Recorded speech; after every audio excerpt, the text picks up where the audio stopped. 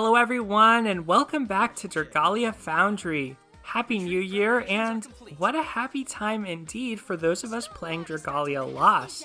This is probably the best time to jump into this game, or to be taking part. Since the launch period, there is so much going on, so much generosity with the new year, so I wanted to make a video to discuss that and talk about the new raid event, some tips, what I've observed so far, and how I think the rewards from this event are so good that it's probably the best sync we've ever seen for your stamina and your gather wings. So we're going to get into all of that, but first, let's take a look at the notices board because this really blew me away. The New Year's special bonus started today on January 1st, and I thought that this was a troll or a meme at first. I thought this was fake as it was data mined, but no, it's actually real. And I just couldn't believe the generosity here. Just by logging in 7 times between January 1st and January 24th, you're going to get 3 tenfold summon vouchers. You're going to get 2,000 Wormite. If you are new to the game, this is at least 40 summons worth of materials. That's huge. And if you're experienced in the game like I am or a day 1 player, if you're free to play or even if you're not, this is awesome for the new Eastern Emissaries showcase or just to hang on to. I can't believe that at the same time Fire Emblem Heroes is asking for $75 for their pack, and granted that's one of my favorite games, that Dragalia Lost is just giving this out for free.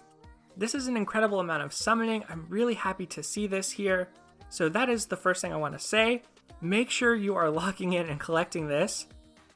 Now besides that, we also got some New Year greetings from Director Matsura, where we're going to get Dragalia Lost What's Ahead Part 2.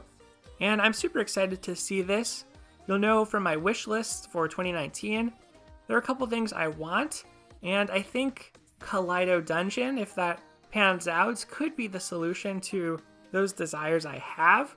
We're going to wait and see what comes of this, but I'm really excited. The first What's Ahead was very thorough and addressed a lot of player concerns, and a lot of those changes have already been implemented.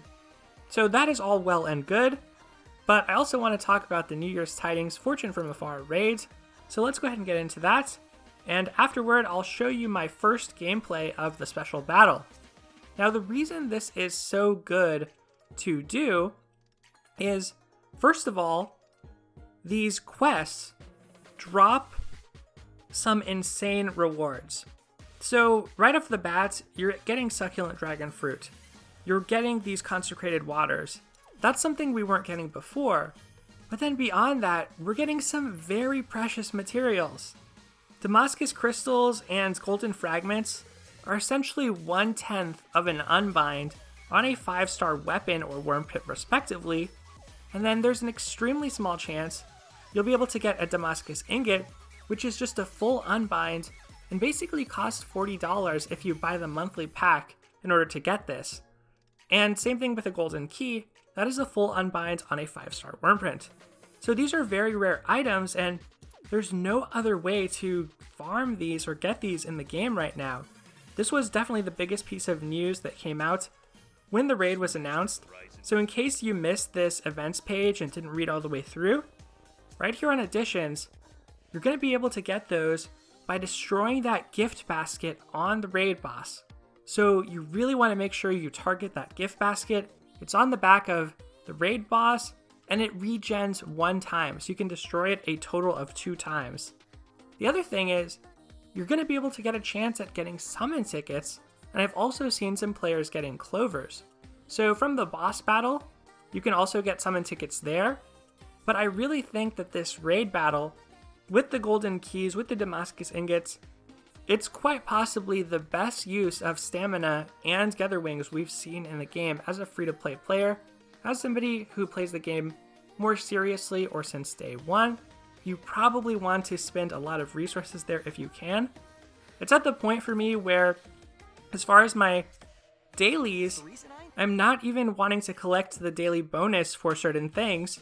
So for instance, I'm only doing avenues once to get my Wormite Endeavor, and I'm not doing Ruins, I'm not doing Dragon Trials, I'm not doing Imperial Onslaught, but that is as an enfranchised player who already has a lot of those resources, already has the Worm Prince to face off against Hybrid Hilda and High Midgard Swarmer and elemental weapons. So even as a free-to-play, I've just played enough that I don't necessarily need to do these every day. Of course, if this raid wasn't here, I would be doing them every day.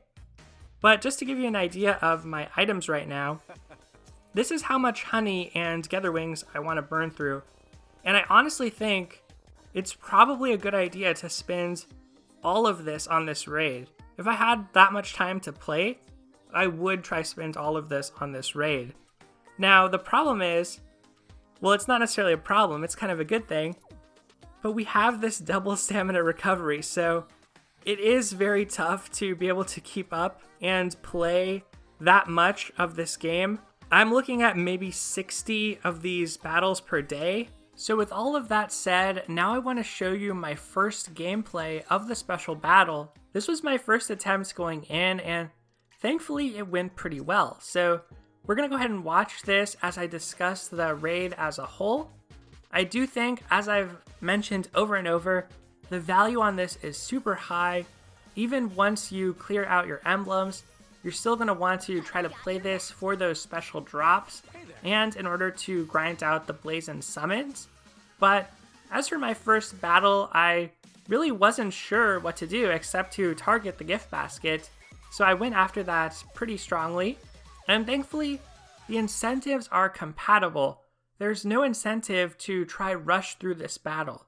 There's no timed related title that you're going to get. Instead, you get a title for beating the battle 15 times, which encourages you to play a lot. And I think that makes a lot of sense, since the devs want you to get those good rewards. Now, you can use your stickers to try to communicate with your team, to coordinate on the gift box, or to tell them to wait and say it's regenning, it's not ready yet. And that is kind of nice. You're able to work with pretty much anyone. It is disappointing to see when people go straight after the boss and not the basket. It's okay, but definitely try to communicate with those players with stickers. Hopefully get the word out there that you want to target that gift basket, you want to be playing this raid. This is a great point to jump into Dragalia Lost. Now, in terms of the story of the raid, I thought it was pretty cute.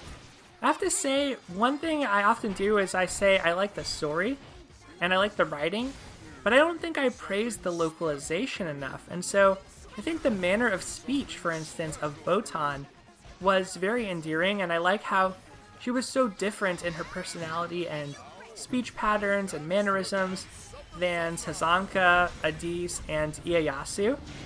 And we also got some lore drops about soul packs, which was pretty wild. I wonder if what we heard about soul packs is true of dragon packs. It's almost like a Death Note thing for those of you who know that series. Pretty crazy to see that. And I wonder also if we'll eventually get Amaterasu as a dragon in the game, or maybe in a future chapter we'll actually visit Hinamoto. So far in the game, all the action has taken place on the continent of Grastia, where Alberia is located and where Saint Latier is located. So this opens up a ton of potential for future chapters, second acts essentially to the story, and I am really happy about that. I think that bodes well for the future of the main story too. So even though the whole competition aspect was lighthearted, I think they did a really good job, but this was a great way of making a tutorial about wanting to destroy the boss's parts, essentially. So in the past, sometimes players would just attack the body, and it wasn't super clear. You had to destroy the arm, or the wings, or the tail, whatever it was. And because it's the gift basket, and you know that you're getting loot from that, not mentions it at the beginning of the battle, you know that you want to attack it. It's kind of like a way of teaching players. And I also think visually, it's so much more clear when the purple AoEs are coming out, the way they put an outline around them. I really liked that. So for the sunrise dance, you're able to actually see that super clearly and dodge it. Even though I wasn't able to dodge it every time, sometimes you do get stuck in the middle, but I still think that was a really nice improvement. Overall, I have to say I'm super impressed with New Year's Tidings portion from Afar, and just the generosity once again in Dragalia Lost. I have been enjoying this game since day one as a free-to-play player, and I have not had a need to spend any money on this game. I'm a pretty serious player in some ways. I want to take on the endgame content eventually. I like building out the characters, of course. That's probably my favorite thing to do. But even if you're a casual player, and say you just came in for the first part of the story and you came back for Chapter 7, I think this is a really great opportunity to play the game. Besides the raid, there's also all elemental runes available right now.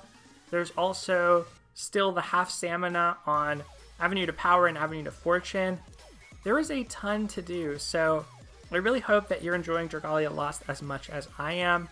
If you are a free-to-play player, or if you are a spending player, I think that there is a lot to love in this game, and I really hope that this auspicious start to the new year carries over, and it's a great year for the game.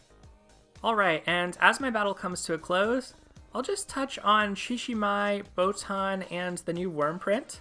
I really like Botan, super appealing character, and I think her kit is actually pretty decent.